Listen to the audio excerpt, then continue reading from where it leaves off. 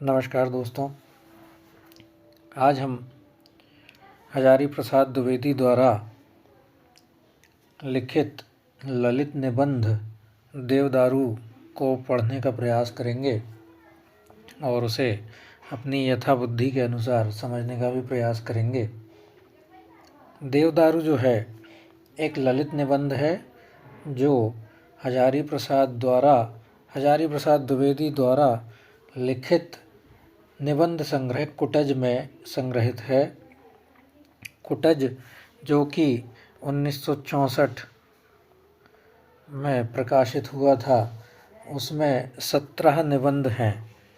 कुल कितने निबंध हैं कुटज में? 17 निबंध हैं। और 7वां निबंध जो है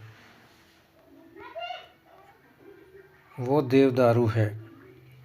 देवदारू जो है उसे हम प्रयास करते हैं पढ़ने का। पता नहीं किसने इस पेड़ का नाम देवदारू रख दिया था। नाम निश्चय ही पुराना है, कालिदास से भी पुराना, महाभारत से भी पुराना। इसका काल बताने की कोशिश की है। सीधे ऊपर की ओर उठता है।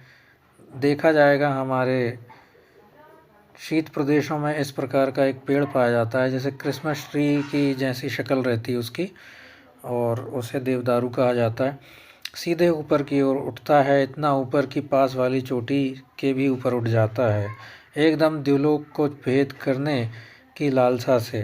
द्युलोक मतलब आकाश। नीचे शाखाएं मर्त्यलोक को अभयदान देने की मुद्रा में फैलती चली जाती हैं, मानो कह रही हूँ भय नहीं, मैं जो हूँ। प्रत्येक शाखा की झबरीली टहनियाँ कटीले पत्तों के ऐसे लहरदार छंदों का वितान तानती हैं कि छाया चेरी सी अनुगमन करती हैं। जिस आचार्य ने परिपाटी विहित शिष्ट जनानुमोदित सज्जा को छाया नाम दिया था, वह जरूर इस पेड़ की शोभा से प्रभावित हुआ था। पेड़ क्या है? किसी सुलझे हुए कवि के चित्त का मूर्तिमान छंद है। धरती के आकर्षण को अभिभूत करके लहरदार वितानों की श्रृंखला को सावधानी से संभालता हुआ विपुल व्योम की ओर एकाग्रीभूत मनोहर छंद। कैसी शान है! गुरुत्वाकर्षण के जड़ वेग को अभिभूत करने की कैसी स्पर्धा है! प्राण के आवेग की कैसी उल्लासकर अभिव्यक्ति है! देवताओं का दुलारा पेड़ नहीं तो यह क्या है? देवताओं का दुलारा पेड़। क्या यूं ही समाधि लगाने के लिए महादेव ने देवदारू द्रुम वेदिका को ही पसंद किया था? यहाँ पर महादेव श्री शंकर ने अपनी समाधि के लिए देवदारू को ही चुना, यह बताने का प्रयास किया है। कुछ बात होनी चाहिए। कोई नहीं बता सकता कि महादेव समाधि लगाकर क्या पाना चाहते थे, उन्हें कमी किस बात की थी। जैसे कि आप सभी जानते हैं कि महादेव शिव शंकर अनादि हैं, अमर हैं, अजर हैं, उनको कोई कमी नहीं थी, फिर भी उन्होंने देवदारू को चुना समाधि लगाने के लिए। कालिदास ने बताया है कि उन्होंने इस प्रयोजनातीत, निष्प्रयोजन तो कैसे कहें, समाधि के लिए देवदारू द्रुम के नीचे वेदिका बनाई थी। किसने बताया है? कालिदास ने बताया है। शायद इसीलिए कि देवदारू भी अर्थातीत छंद है।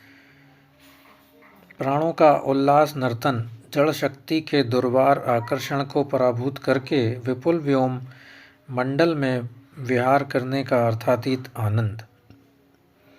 कहते हैं शिव ने जब उल्लास अतिरेक में उद्दाम नर्तन किया था तो उनके शिष्य तंडु मुनि ने उसे याद कर लिया था। एक उद्दाम नर्तन जिसको उनके शिष्य ने तंडु मुनि, जो इनका नाम था, याद कर लिया था। उन्होंने जिस नृत्य का प्रवर्तन किया, अर्थात तंडु मुनि ने जिस नृत्य का प्रवर्तन किया, उसे तांडव कहा जाता है। तांडव अर्थात तंडु मुनि द्वारा प्रवर्तित रस भाव विवर्जित नृत्य। ये बहुत इम्पोर्टेंट है।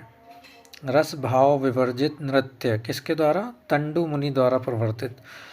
रस भी अर्थ है, भाव भी अर्थ है, परंतु तांडव ऐसा नाच है जिसमें रस भी नहीं, भाव भी नहीं। नाचने वाले का कोई उद्देश्य नहीं, मतलब नहीं, अर्थ नहीं, अर्थात बिना उद्देश्य के किया गया नृत्य, केवल जड़ता के दुर्वार आकर्षण को छिन्न करके एकमात्र चैतन्य की अनुभूति का उल्लास। यह एकमात्र लक्ष्य ही उसमें छंद भरता है।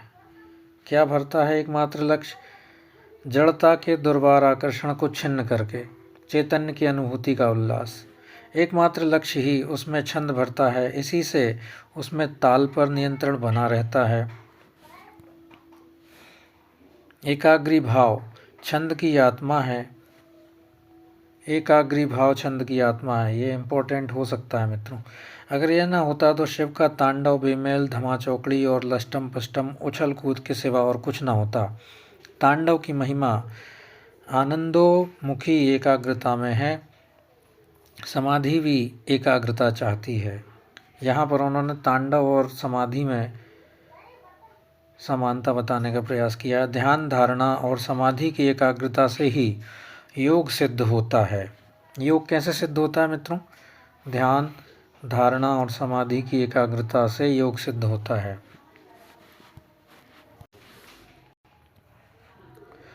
बाह्य प्रकृति के दुर्वार आकर्षण को छिन्न करने का उल्लास तांडव है। यहाँ पर तांडव को एक और रूप में परिभाषित करने का प्रयास किया है। बाह्य प्रकृति के दुर्वार आकर्षण को छिन्न करने का उल्लास तांडव है। अंतः प्रकृति के असंयत फिकाव को नियंत्रित करने का उल्लास का नाम समाधि है। यहाँ पर समाधि को भी परिभाषित किया गया है मित्रों। अंतः प्रकृति के असंयत फिकाव को नियंत्रित करने के उल्लास का नाम समाधि है। देवदारू वृक्ष पहले प्रकार के उल्लास को सूचित करता है। शिव का निर्वात निष्कंप एव प्रदीपः रूप दूसरे प्रकार के। दोनों में एक ही छंद है। शिव ने समझ बूझकर ही देवदारू द्रुम की वेदिका को पसंद किया होगा। देवदारू के नीचे समाधिस्थ महादेव। तुक मिल रहा है, शानदार तुक। कौन कहता है कि कालिदास ने तुक मिलाने की परवाह नहीं की? मेरा मन कहता है कि कालिदास भी तुकाराम थे, तुक मिलाने के मौजी वाग विलासी, मगर ये तुक भौंडे किस्म के नहीं होते थे, यह तो निश्चित है। झगरे, रगरे, बगरे, डगरे, ये भी कोई तुक है? मगर सारी दुनिया इसी को तुक कहती आ रही है। कुछ ना कुछ तो होगा ही, सारी दुनिया पागल नहीं हो सकती। लेकिन यह भी सही है कि बात बात में तुक मिला करता है। अगर ऐसा ना होता तो बेतुकी हाँकने वालों की बुरा न माना जाता। जो लोग तुक की बात करते हैं वे शब्द को ध्वनियों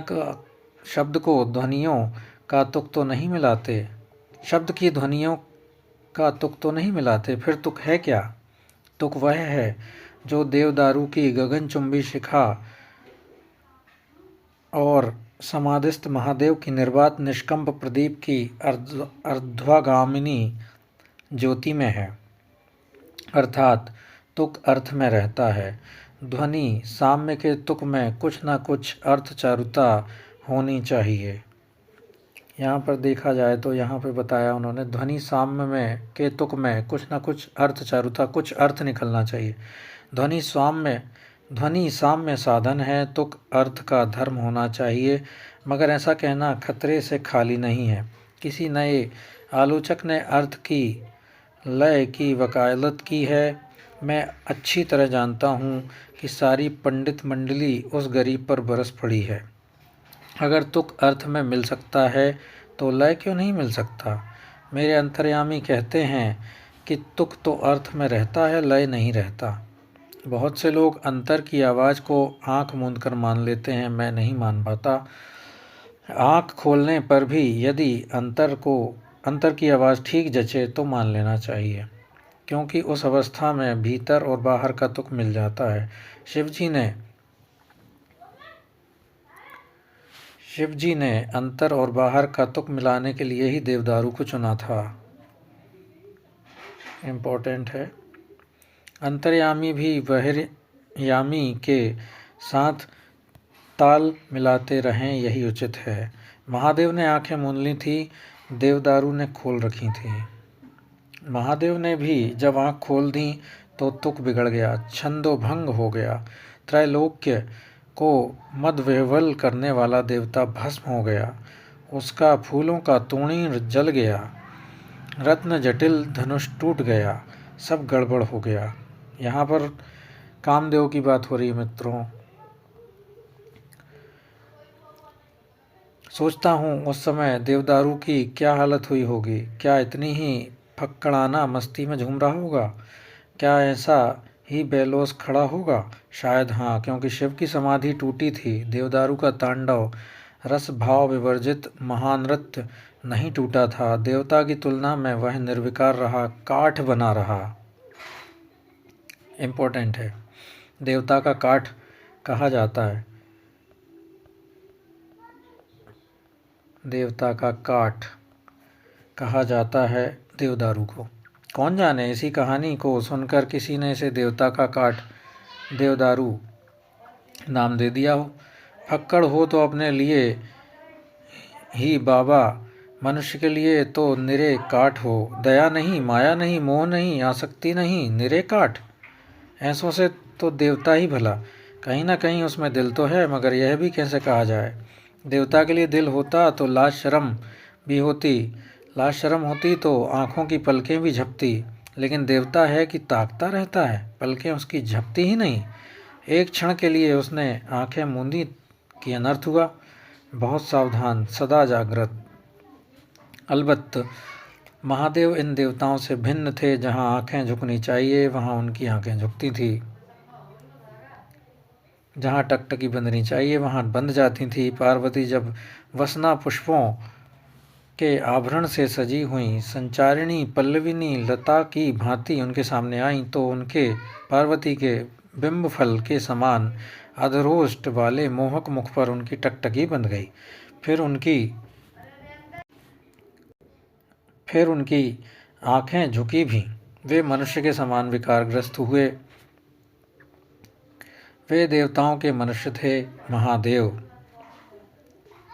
देवताओं के मनुष्य किसे कहा गया? महादेव को कहा गया है। उस दिन देवदारू चूक गया। वह सब देखता रहा। इतना बड़ा अनर्थ हो गया और अपने अवछूतपन का बाना नहीं छोड़ा। वह महावृक्ष नहीं बन सका, देवदारू बन गया।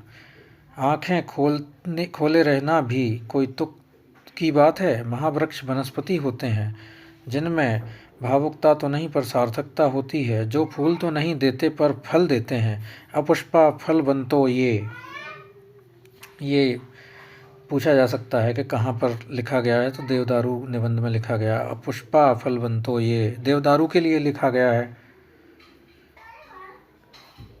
देवदारू चूक गया, वनस्पति की मर्यादा से वंचित रह गया। तो क्या हुआ? यह सब मनुष्य की आत्मकेंद्रित दृष्टि का प्रसाद है। देवदारू को इससे क्या लेना देना? वह तो जैसा है वैसा बना हुआ है। तुम उसे वनस्पति कहो या देवता का काठ कहो, तुम्हें अच्छा लगता है तो अच्छा नाम देते हो, बुरा लगता है तो बुरा नाम देते हो। नाम में क्या धरा है? मुमकिन है इसका पुराना नाम देवतरु हो। एक अन्य नाम भी देखा गया है इसका, देवतरु। इस निबंध में पूछा जा सकता है, देवता का तरु नहीं, देवता भी और तरु भी।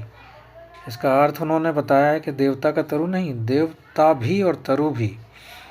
देव होकर वह छंद है, तरु होकर अर्थ है। छंद समष्टि व्यापिनी जीवन गति के समानांतर चलने वाले व्यष्टिगत प्राण वेग का नाम है। छंद की परिभाषा देखिए मित्रों, यहाँ पर लिखा है, छंद समष्टि व्यापिनी जीवन गति के समानांतर चलने वाले व्यष्टिगत प्राण वेग का नाम है। अर्थ समाज स्वीकृति प्राप्त संकेत हुआ करता है। जहाँ बैठकर लिख रहा हूँ वहाँ से ऊपर और नीचे पर्वत पृष्ठ पर देवदारू वृक्षों की सोपान परंपरा सी दिख रही है। कैसी मोहक शोभा है। वृक्ष और भी हैं, लोगों ने नाम भी बताए हैं, पर सब छिप गए हैं। दिखते हैं आकाशचुंबी देवदारू। ऐसा लगता है कि ऊपर वाले देवदारू वृक्षों की फुनगी पर से लुढ़का दिया जाऊं तो फुनगियों पर ही लौटता हुआ हजारों फीट नीचे आ सकता हूं अनायास, पर ऐसा लगता ही भर है। भगवान न करे कोई सचमुच लुढ़का दे, हड्डी पसली चूर हो जाएगी। जो कुछ लगता है वह सचमुच हो जाए तो अनर्थ हो जाए। जो कुछ लगता है वह सचमुच हो जाए तो अनर्थ हो जाए। लगने में बहुत सी बातें गलत लगती हैं, इसलिए कहता हूँ कि लगना अर्थ नहीं होता, कई बार अनर्थ होता है। अर्थ वास्तविकता है, वास्तविक जगत की सच्चाई है। लगता है सो मन का विकल्प है, अंतर जगत ही की स्पृहा मात्र है, छंद है। दोनों में कहीं ताल तुक मिल जाता तो काम की बात होती, नहीं मिलता, यह खेद की बात है। ताल तुक मिलना अर्थ है, ना मिलना अनर्थ। प्रत्येक व्यक्ति के मन में कुछ ना कुछ लगता रहता है। मज़ेदार बात यह है कि व्यक्ति का लगना अलग अलग होता है। अलग अर्थात जो ना लगे, लगता है पर नहीं लगता, यह भी कोई तुक की बात हुई। तुक की बात तब होती जब लगना अलग लगना ना होता। इसीलिए कहता हूँ कि तुक अर्थ में होता है। जिसने इस पेड़ का नाम देवदारू दिया था उसे क्या लगा था, कह नहीं सकता। बात औरों को भी कमोबेश लगी होगी, तभी सबने मान लिया। जो सबको लगे सो अर्थ, एक को लगे बाकी को न लगे तो अनर्थ। अलगाव को ही पुराने आचार्यों ने पृथकत्व बुद्धि का नाम दिया है। यह प्रश्न हो सकता है मित्रों, अलगाव को आचार्यों ने किस नाम से, किस बुद्धि के नाम से नाम दिया है।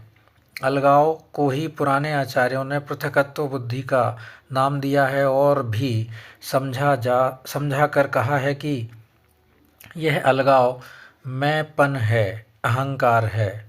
इधर कभी लोग हैं कि उन्हें हमेशा कुछ देखकर कुछ ना कुछ लगता ही रहता है। खुलेआम कहते हैं कि मुझे ऐसा लग रहा है। क्यों कहते हो बाबा कि मुझे ऐसा लग रहा है? दुनिया की ओर भी देखो, वह तुम्हें पागल कहेगी।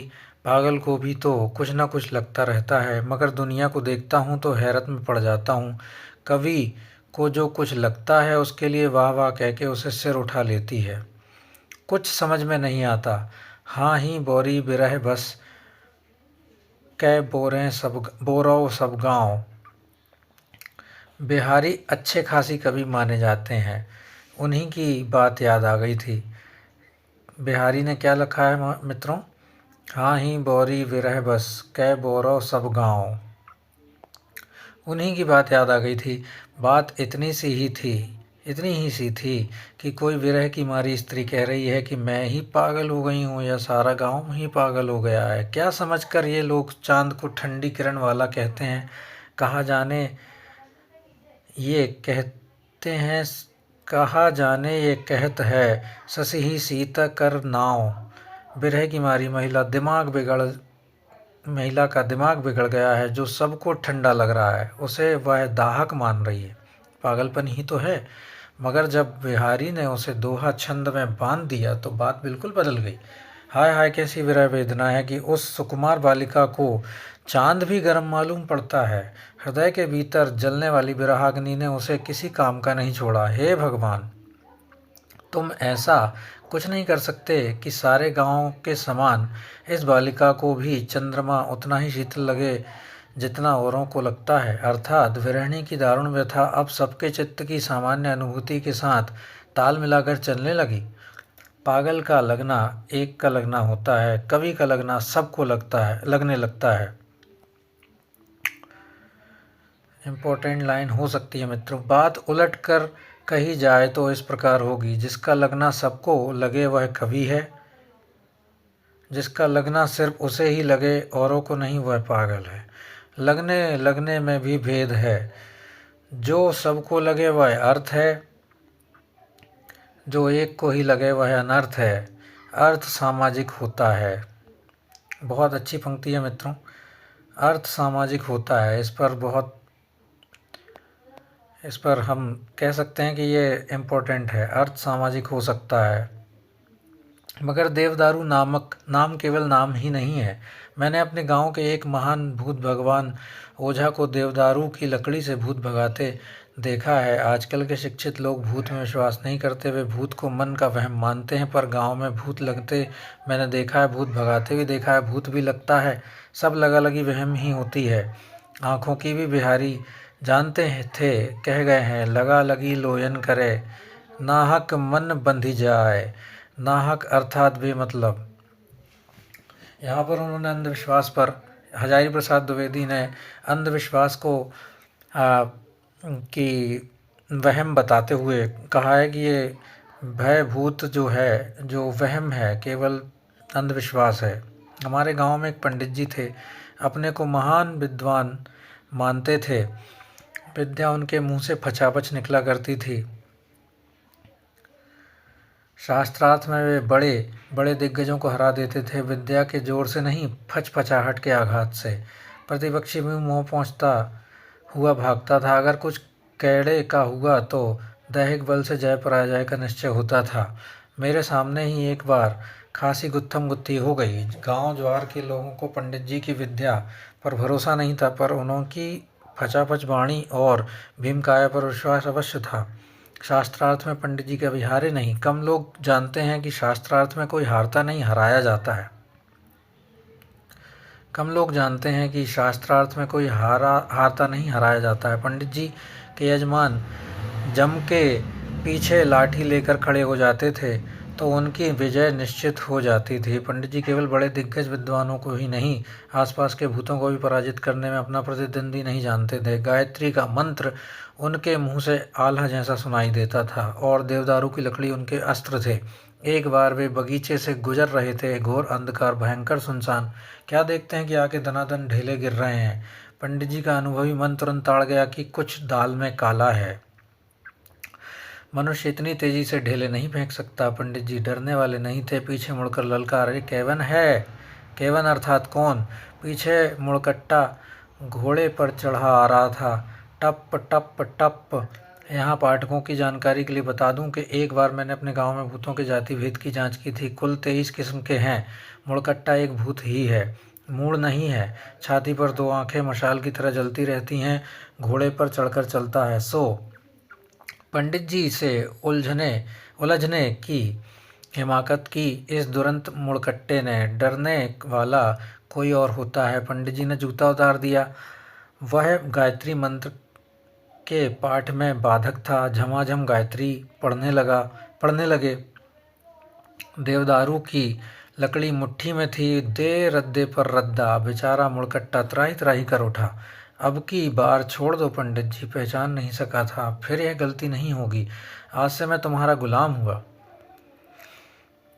पंडित जी का ब्राह्मण मन पसीज गया, नहीं तो यह सारे गांव जवार का कंटक समाप्त ही हो गया होता। मैंने यह कहानी स्वयं पंडित जी के मुंह से सुनी थी। अंधविश्वास करने का कोई उपाय नहीं था, फर्स्ट हैंड इन्फॉर्मेशन था। उस दिन मेरे बाल चित्त पर देवदारू की धाक जम गई थी। अब भी क्या दूर हुई है। आज देवदारू जंगल में बैठा हूँ, लाख लाख मुड़कट्टों को गुलाम बना सकता हूँ। भूतों में जैसे मुड़कट्टे होते हैं, आदमियों में भी कुछ होते हैं। मस्तक नाम की चीज़ उनके पास होती ही नहीं। मस्तक ही नहीं तो मस्तिष्क कहाँ।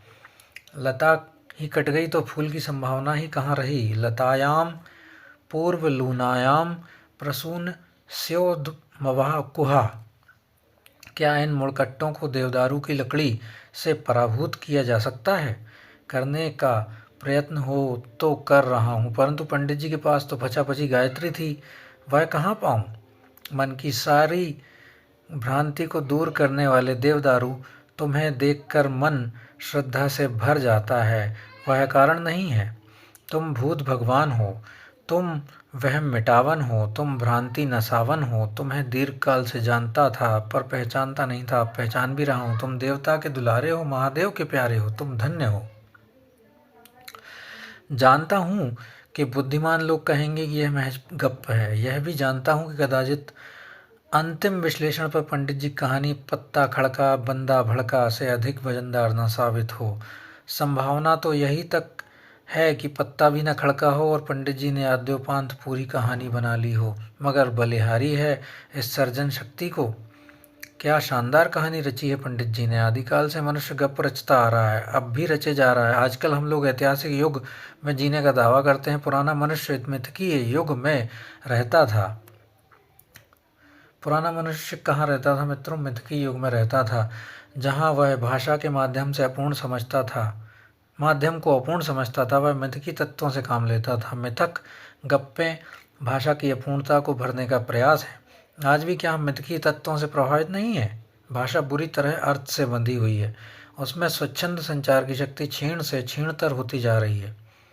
मिथक स्वच्छंद विचरण करता है। आश्चर्य होता है भाषा का, अभिव्यक्त करता है भाषातीत को। आश्चर्य होता है भाषा का, अभिव्यक्त करता है भाषातीत को। मिथकीय आवरणों को हटाकर उसे तथ्यानुयायी अर्थ देने वाले लोग मनोवैज्ञानिक कहलाते हैं। मिथकीय आवरणों को हटाकर उसे तथ्यानुयायी अर्थ देने वाले लोग मनोवैज्ञानिक कहलाते हैं। आवरणों की सार्वभौम रचनात्मकता को पहचानने वाले कला समीक्षक कहलाते हैं। यहाँ पे दो, एक तो मनोवैज्ञानिक की परिभाषा दी है उन्होंने, और एक समीक्षक, कला समीक्षक की परिभाषा दी है। मिथकीय आवरणों को हटाकर उसे तथ्यानुयायी अर्थ देने वाले लोग मनोवैज्ञानिक कहलाते हैं। आवरणों की सार्वभौम रचनात्मकता को पहचानने वाले कला समीक्षक कहलाते हैं। दोनों को भाषा का सहारा लेना पड़ता है। दोनों धोखा खाते हैं। भूत तो सरसों में है, जो सत्य है वह सर्जना शक्ति के हिरण्य पात्र में मुंह बंद किए ढका ही रह जाता है। एक पर एक गप्पों की परतें जमती जा रही हैं। सारी चमक सीपी की चमक में चांदी देखने की तरह मन का अभ्यास मात्र है।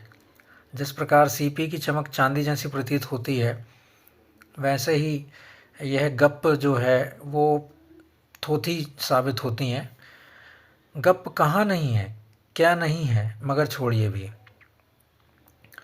देवदारू भी सब एक से नहीं होते। मेरे बिल्कुल पास में जो है वह जरठ भी है, खूसट भी है। जरा उसके नीचे की ओर जो है सनकी सा लगता है। एक मोटे राम खड्ड के एक प्रांत पर उगे हैं, आधे जमीन में, आधे अधर में, आधा हिस्सा ठूंठ, आधा जगर मगर। सारे कुनबे के पौधा जान पड़ते हैं। एक अल्हड़ किशोर है, सदा हंसता सा, कवि जैसा लगता है। जी करता है उसे प्यार किया जाए। सदा से ऐसा होता आया है। हर देवदारू का अपना व्यक्तित्व होता है। एक इतना कमनीय था कि बैल की ध्वजा वाले महादेव ने उसे अपना बेटा बना लिया था। पार्वती माता की छाती से दूध ढरक पड़ा था। कालिदास खुद कह गए हैं, मगर कुछ लोग ऐसे होते हैं कि उन्हें सबे धान 22 पसेरी दिखते हैं। यहाँ पर उन्होंने अलग अलग देवदारू की विशेषता बताई है, हजारी प्रसाद द्विवेदी जी ने, और कालिदास का सहारा लेके वो बताते हैं। सबे धान 22 पसेरी दिखते हैं, मतलब इसका मतलब है सभी व्यक्तित्व को एक साथ देखना, सभी व्यक्तियों के व्यक्तित्व को एक साथ देखना, सभी वस्तुओं के व्यक्तित्व को एक साथ देखना, ऐसा जबकि होता नहीं है। वे लोग सबको एक जैसा ही देखते हैं। उनके लिए वह खूसट, वह पौधा, वह सूम, वह सनकी, वह झंझोटा, वह झबरेला, वह चपरगेंगा, वह गदरौना, वह खिटखिटा, वह झक्की, वह झुमरेला, वह धोकरा, वह नटखटा, वह चुनमुन, वह बांकुरा, वह चौरंगी, सब समान है। महादेव जी के प्यारे बेटे के कमनीय व्यक्तित्व को भी सब नहीं पहचान सकते थे। एक मदमत्त गजराज आए और अपने गंड स्थल की खाज मिटाने के लिए उसी पर पिल पड़े। जड़ें हिल गईं, पत्ते झड़ गए, खाल छूट गई, और आप खाज मिटाते रहे। महादेव जी को बड़ा क्रोध आना ही था। उन्होंने उसकी रक्षा के लिए एक सिंह तैनात कर दिया। पर मेरे सामने तो जो अल्हड़ कवि है, इनका क्या होगा?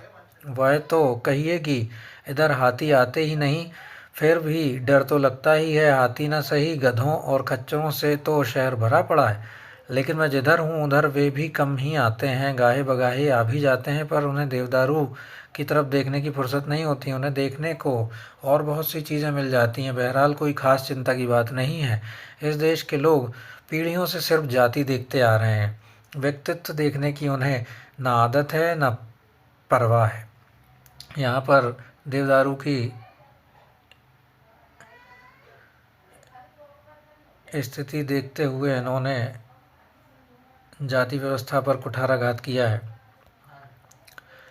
संत लोग चिल्ला चिल्ला कर थक गए कि मोल करो तलवार को, पड़ा रहने दो म्यान, मगर तलवार बंद ही रह गए।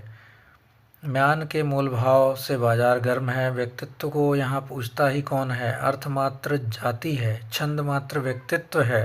अर्थ आसानी से पहचाना जा सकता है क्योंकि वह धरती पर चलता है। छंद आसानी से पकड़ में नहीं आता, वह आसमान में उड़ा करता है। यह बहुत इम्पोर्टेंट पंक्तियाँ हो सकती हैं मित्रों। अर्थ आसानी से पहचाना जा सकता है क्योंकि वह धरती पर चलता है। छंद आसानी से पकड़ में नहीं आता, वह आसमान में उड़ा करता है। बात यह है कि जब मैं कहता हूँ कि देवदारू सुंदर है तो सुनने वाले सुंदर का एक सामान्य अर्थ ही लेते हैं। हजार तरह के सुंदर पदार्थों में रहने वाले एक सामान्य सौंदर्य धर्म, सौंदर्य का कौन सा विशिष्ट रूप मेरे हृदय में उल्लास तरंगित कर रहा है, यह बात बस मैं ही जानता हूँ।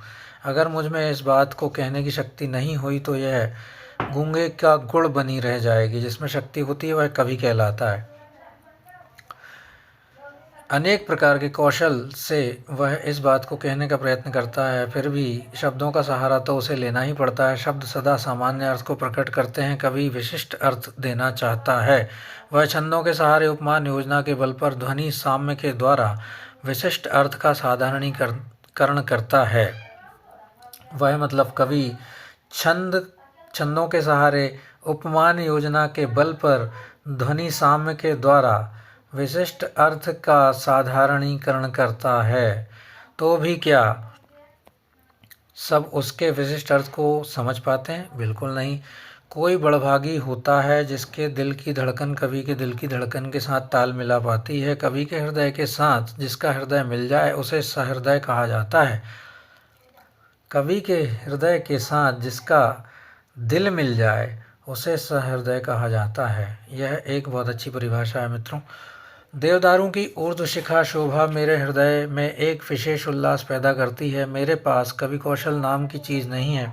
मैं अपने विशिष्ट अनुभवों का साधारणीकरता नहीं कर पा रहा हूँ। कवि होता तो कर लेता, उपमानों की छटा खड़ी कर देता, सहृदय के चित्त को अपने चित्त के ताल पर नृत्य कराने योग्य छंद ढूंढ लेता, ध्वनियों की नियत संचारी समता का ऐसा समा बांधता कि सुनने वाले का मन मयूर की भांति नाच उठता। पर मेरे भाग्य में यह कुछ भी नहीं है। केवल आंख फाड़ कर देखता हूँ। पाषाण की कठोर छाती भेद कर यह देवदारू ना जाने किस पाताल से अपना रस खींच रहा है और कम ह्रस्व छाया का वितान तानता हुआ ऊर्ध्वलोक की ओर किसी अज्ञात निर्देशक के तर्जनी संकेत की भांति कुछ दिखा रहा है। यह इतनी उंगलियां क्या यूं ही उठी हुई हैं? कुछ बात है, अवश्य कुछ रहस्य है।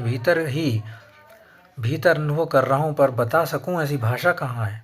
हाय मैं असमर्थ हूँ, मूक हूँ। मीमांसकों का एक संप्रदाय मानता था कि शब्द का अर्थ वहाँ तक जाता है जहाँ तक वक्ता ले जाना चाहता है। वक्ता की इच्छा को विवक्षा कहते हैं। वक्ता की इच्छा को विवक्षा कहते हैं। ये लोग कहते हैं कि जब जैमिनी मुनि ने कहा कि यत्परः शब्दः सशब्दार्थः, जैमिनी ने क्या कहा है मित्रों? यत्परः शब्दः सशब्दार्थः, तो उनका यही मतलब था। क्या मतलब था? कि शब्द का अर्थ वहाँ तक जाता है जहाँ तक वक्ता ले जाना चाहता है। तो उसका यही मतलब था। मेरा रोम रोम अनुभव कर रहा है कि मुनि की बात का ऐसा अर्थ नहीं होना चाहिए। कहाँ विवक्षा इतनी दूर तक ले जाती है। सुंदर शब्द का प्रयोग करके मैं जो कहना चाहता हूँ वह कहाँ प्रकट हो पा रहा है। कहना तो बहुत चाहता हूँ, कोई समझे भी तो नहीं। शब्द उतना ही बता पाता है जितना लोग समझते हैं। वक्ता जो कहना चाहता है उतना कहाँ बता पाता है वह। दुनिया में कवियों की जो कदर है वह इसीलिए है कि वे जो अनुभव करते हैं उसे श्रोता के चित्त में प्रविष्ट भी करा सकते हैं। प्रेषण धर्मिता उनके कहे का एक प्रधान गुण है। मैं नहीं, किनका कहे का प्रधान गुण है? कवियों की। प्रेषण धर्मिता उनके कहे का एक प्रधान गुण है। मैं नहीं पहुंचा पाता हूं उस अर्थ को जिसे मेरा मन अनुभव कर रहा है, क्योंकि मैं शब्दों और छंदों का ऐसा अस्त्र नहीं बना पाता हूं जो मेरी अनुभूतियों को लेकर तीर की तरह श्रोता के हृदय में चुभ जाए। अर्थ निश्चय ही वक्ता की इच्छा के अधीन नहीं है। वह सामाजिक स्वीकृति चाहता है। उसमें लय नहीं, संगीत नहीं, नाद नहीं, गति नहीं, वह स्थिर है। यहाँ पर अर्थ की विशेषता बताई है मित्रों। अर्थ निश्चय ही वक्ता की इच्छा के अधीन नहीं है। वह सामाजिक स्वीकृति चाहता है, उसमें लय नहीं, संगीत नहीं, नाद नहीं, गति नहीं। अर्थ में क्या क्या नहीं है? लय नहीं, संगीत नहीं, नाद नहीं, गति नहीं, वह स्थिर है। अर्थ जो होता है वह स्थिर होता है। शब्दों के गतिशील आवेग से वह हिलता है, भरभराता है, नए नए परिवेश में सजता है और तब कहीं नया अर्थ पैदा करता है। अर्थ में लय नहीं होता, वह लय के सहारे नया अर्थ देता है। लेकिन देवदारू है शानदार वृक्ष, हवा के झोंकों से वह हिलता है तो इसका अभिजात्य झूम उठता है। कालिदास ने इसी हिमालय के उस भाग की जहाँ से भागीरथी के निर्झर झरते रहते हैं शीतल मंद सुगंध पवन की चर्चा की थी। उन्होंने शीतलता को भागीरथी के निर्झर शिखरों की देन कहा। सुगंधी को आसपास के वृक्षों के पुष्पों के संपर्क की बदौलत घोषित किया, लेकिन मंदी के लिए मोह कंदित देवदारू को उत्तरदायी ठहराया। देवदारू के बारंबार कंपित होते रहने में एक प्रकार की मस्ती अवश्य है। युग युगांतर की संचित अनुभूति ने ही मानो यह मस्ती प्रदान की है। जमाना बदलता रहा है, अनेक वृक्षों और लताओं ने वातावरण से समझौता किया है। कितने ही मैदान में जा बसे और खासी प्रतिष्ठा प्राप्त कर ली, लेकिन देवदारू है कि नीचे नहीं उतरा। यहाँ पर उन्होंने देवदारू की दृढ़ निश्चय को बताया है। अनुकूलन अपना लिया अन्य पौधों ने, लेकिन देवदारू वहीं का वहीं है, ऊपर उच्च पर्वतीय प्रदेश में ही है। लेकिन देवदारू है कि नीचे नहीं उतरा, समझौते के रास्ते नहीं गया, उसने अपनी खानदानी चाल नहीं छोड़ी। झूमता है तो ऐसे मुस्कुराता हुआ मानो कह रहा हो, मैं सब जानता हूँ, सब समझता हूँ, तुम्हारे करिश्मे मुझे मालूम है, मुझसे तुम क्या छुपा सकते हो। मोतें दुरे हो कहाँ सजनी, नेहुरे नेहुरे कहूँ ऊँट की चोरी। हजारों वर्ष के उतार चढ़ाव का ऐसा निर्मम साथी दुर्लभ है।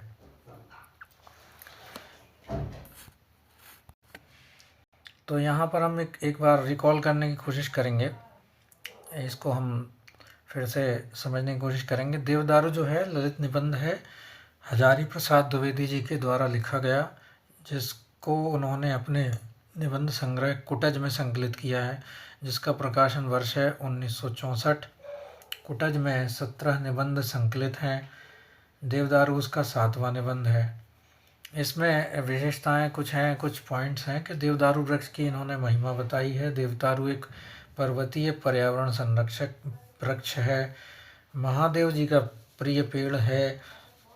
यह वृक्ष नाम और अस्तित्व से महाभारत से भी प्राचीन है। यह एक सिद्धांतवादी वृक्ष है, क्योंकि यह अन्य वृक्षों की तरह नीचे नहीं उतरा। अनुकूलन के हिसाब से इसने दूसरे वातावरण को नहीं अपनाया, एक ही वातावरण में अभी तक स्थित है। यह वृक्ष देवता का काट कहा जाता है और इसे महादेव का समाधि स्थान भी कहा जाता है।